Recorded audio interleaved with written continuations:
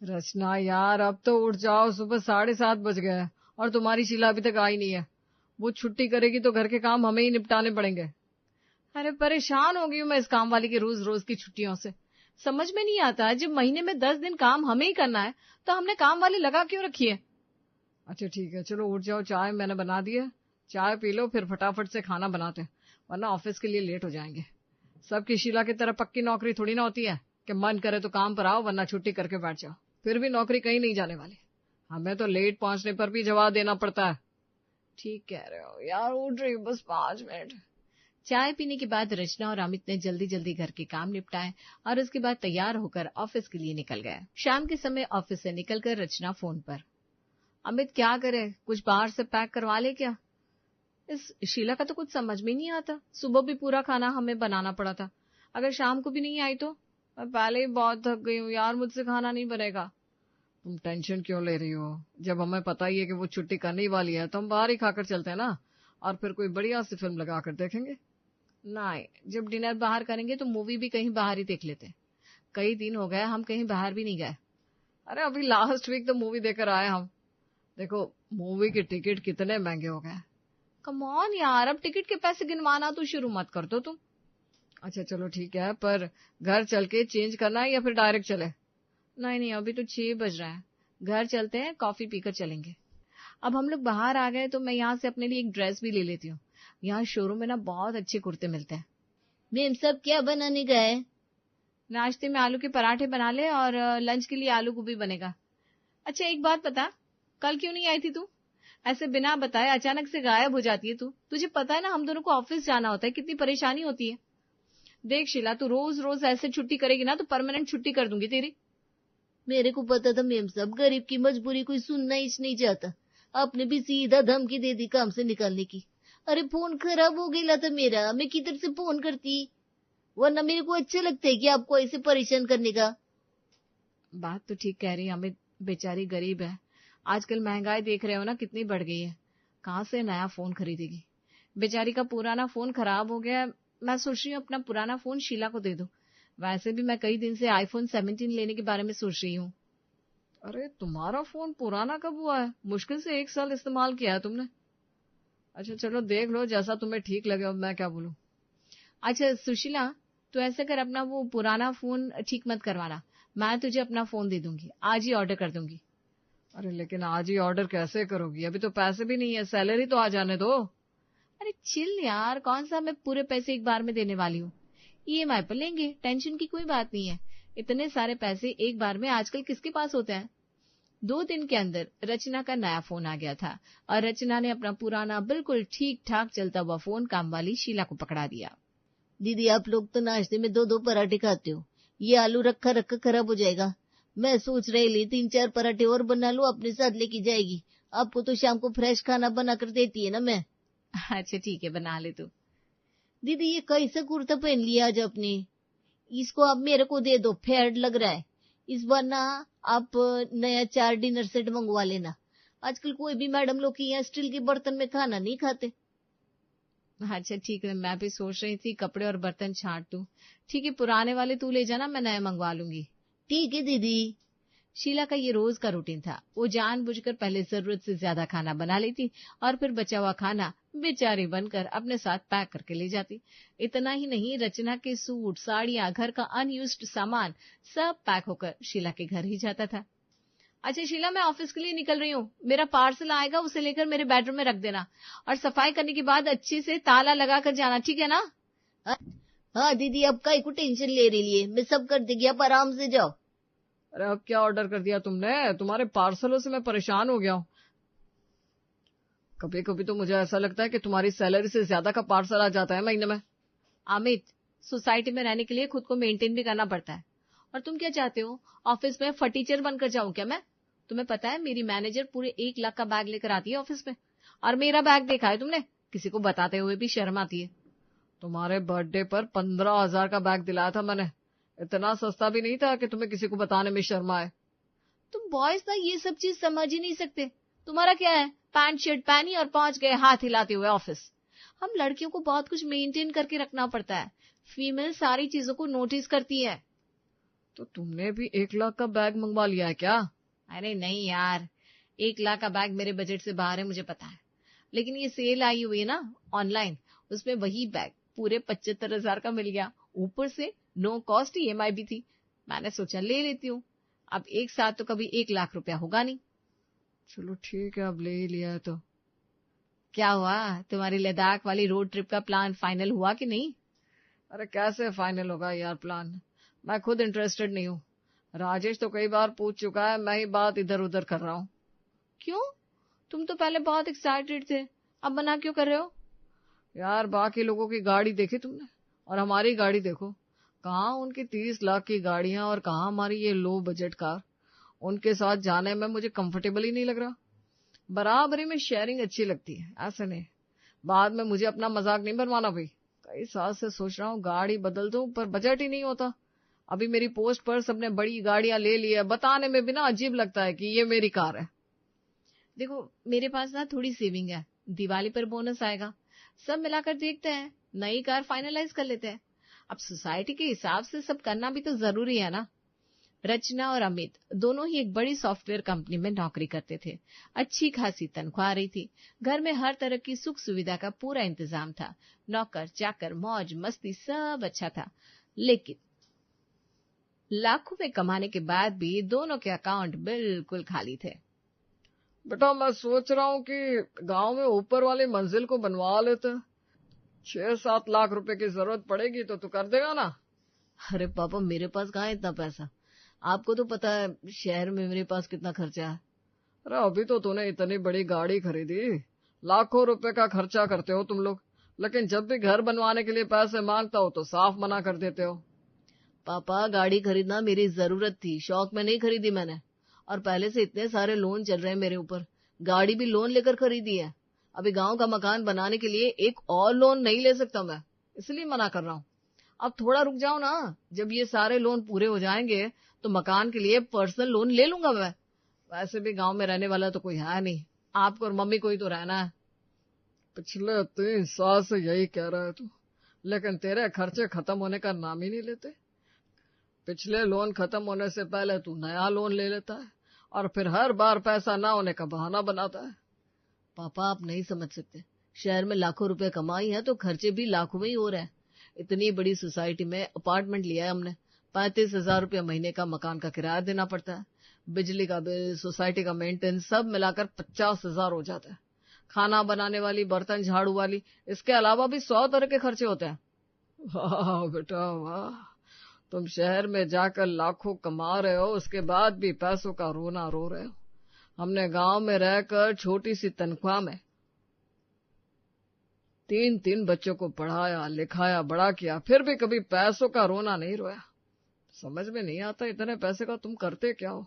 अपनी इच्छा और जरूरतों पर लगाम लगाओ बेटा, वरना जीवन भर ऐसे ही परेशान रह जाओगे। फोन रखने के बाद क्या कह रहे थे तुम्हारे पापा? फिर से तुम्हें बजट कंट्रोल करने के लिए पैसे बचाने का पाठ पढ़ा रहे थे क्या?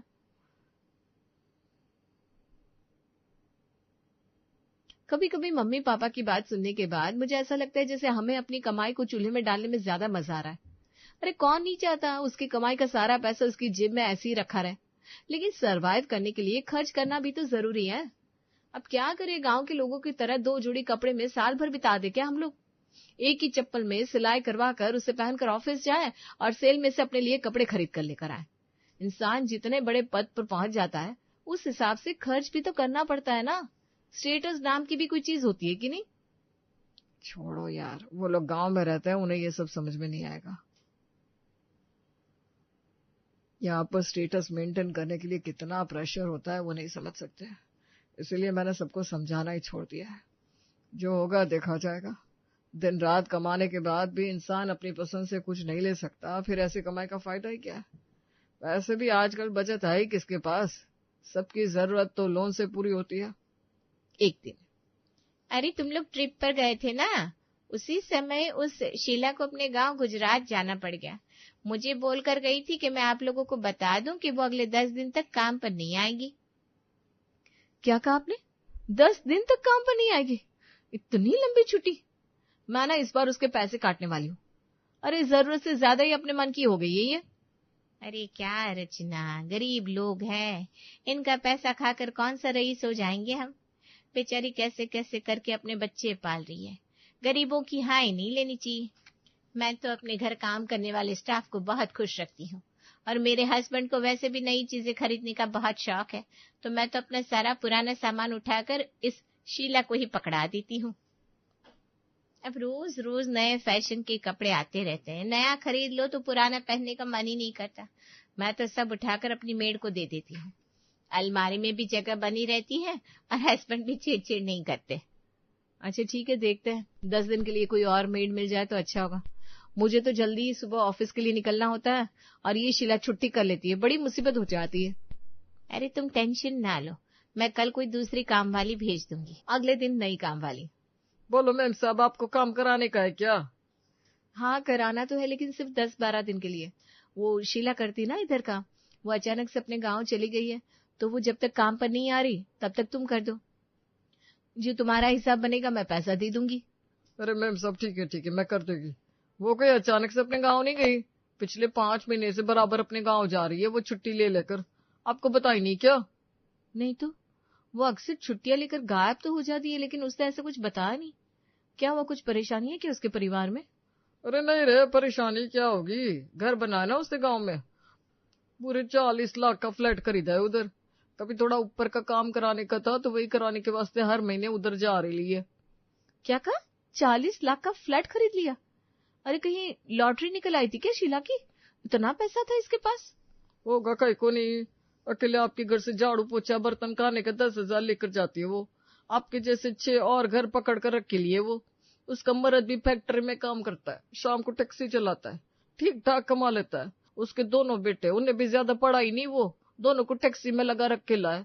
दोनों रोज का 800,000 कमा कर लाते हैं। सब मिला के 1.25 लाख 1.5 लाख तो कमा ही लेते हैं वो लोग। अब कई साल से पैसे जोड़ रही थी तो बना लिया तो क्या। अरे फिर भी 40 लाख थोड़ी ना जोड़ लिया होगा, जरूर बैंक से लोन लिया होगा। आज के जमाने में इतना पैसा किसके पास रखा है? अरे नहीं, वो मेरी पक्की सहेली है, सब बताती है मेरे को। हम गरीब लोग हैं मैडम, हम कर्जे से 100 कोस दूर रहते हैं। काम वाली तो बताकर चली गई थी, लेकिन उसकी बातों ने रचना के मन में हलचल मचा दी थी। हमें तुम्हें पता है, ये हमारी शीला बड़ी छुपी रुस्तम निकली।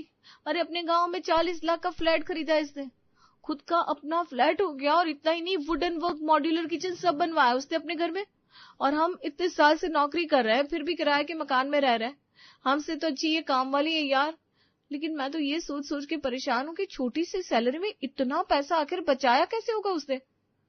रचना, ये गांव के मेहनत से काम करने वाले लोग होते हैं, इनकी कोई रजिस्टर्ड इनकम तो है नहीं, इसलिए इनकम टैक्स भी नहीं भरना होता।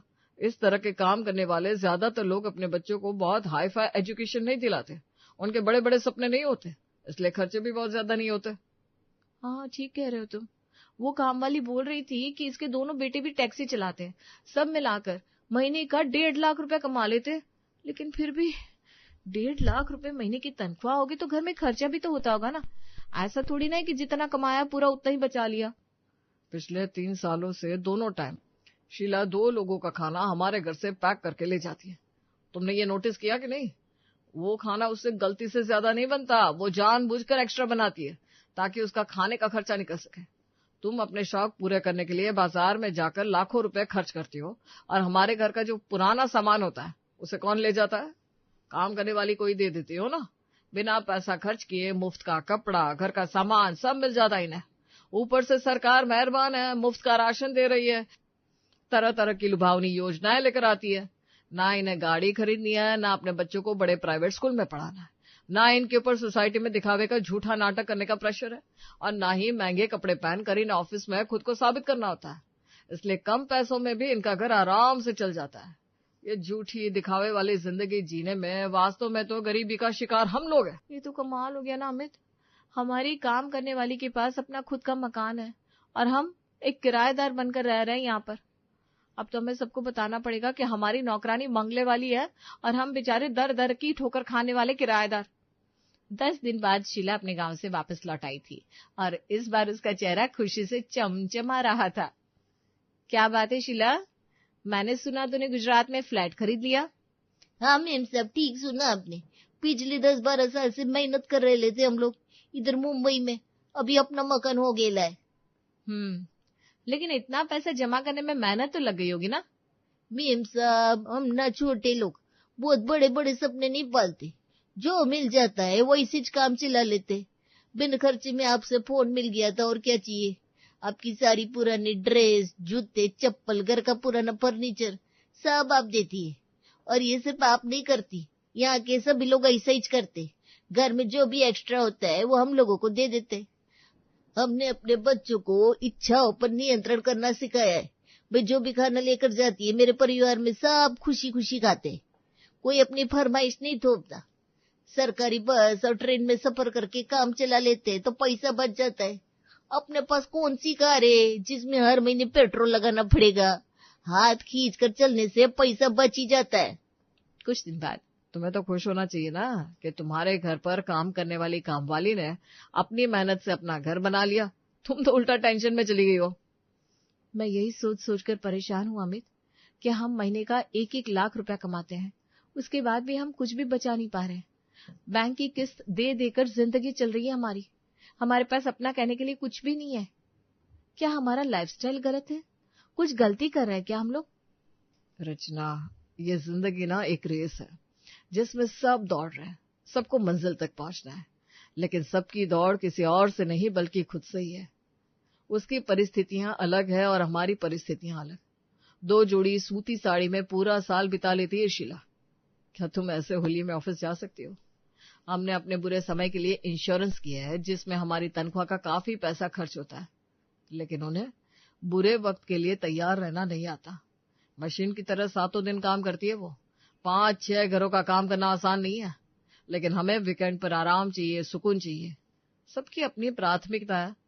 हाँ, बस हमें अपनी लाइफ में इतना बदलाव करने की जरूरत है कि जब तक बहुत जरूरी ना हो हम लोन लेकर कोई भी चीज ना खरीदें।